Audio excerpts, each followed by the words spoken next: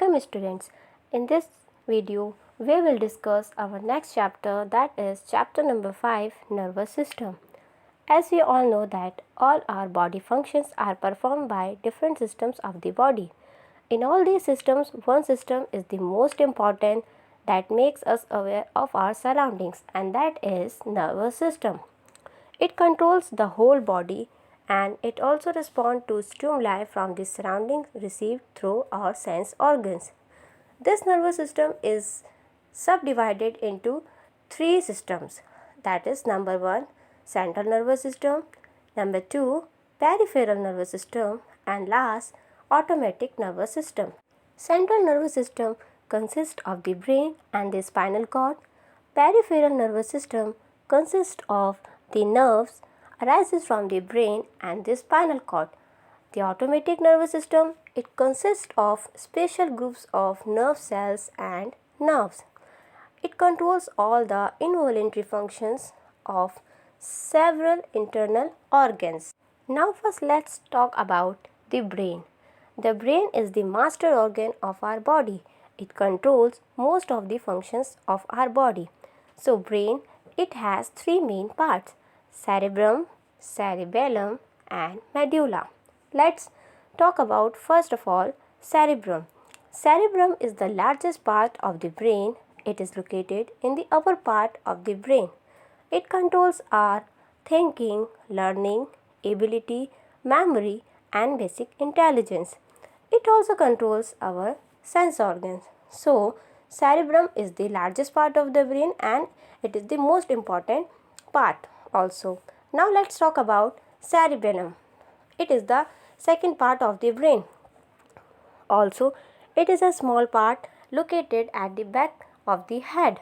It works when we sit, walk, run, swim or move in any way. It works under the control of the cerebrum. Last part of the brain is medulla.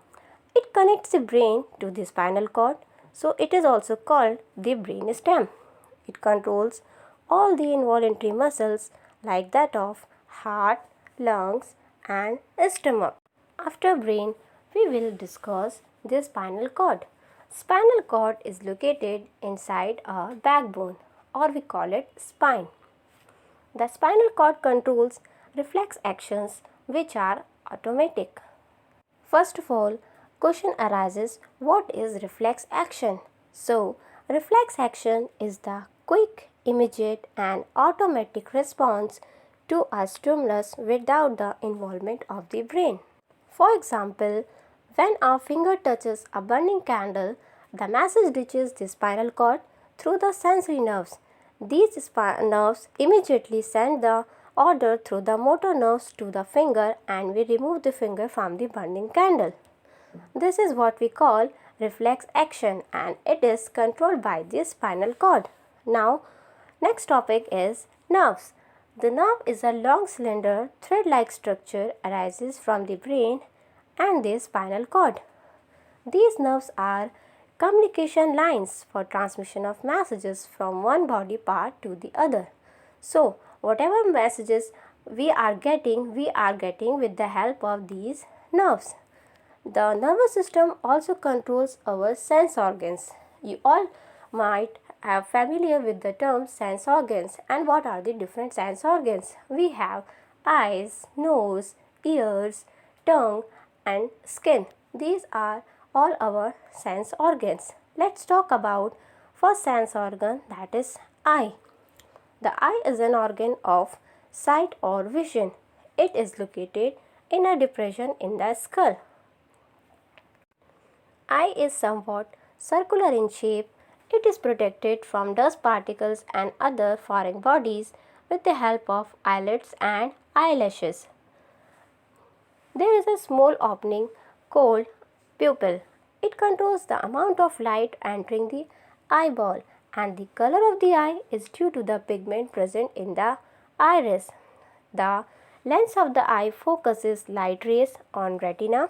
The lens focuses rays coming from an object on the retina from where the sensation of the image are carried to the visual area of the brain. The area of the brain interprets the sight and makes us know what the object is. So, next topic is the ear. Ears are our sense organs, and the ear also has three parts.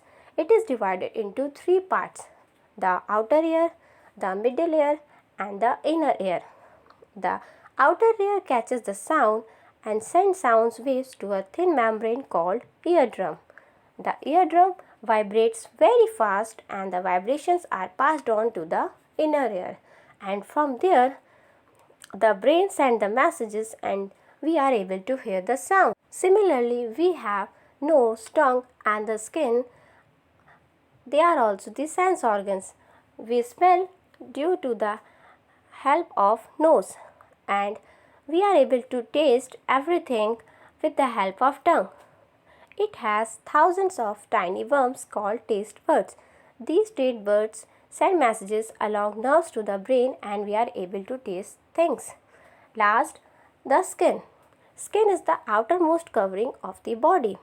It is an organ of touch and feel.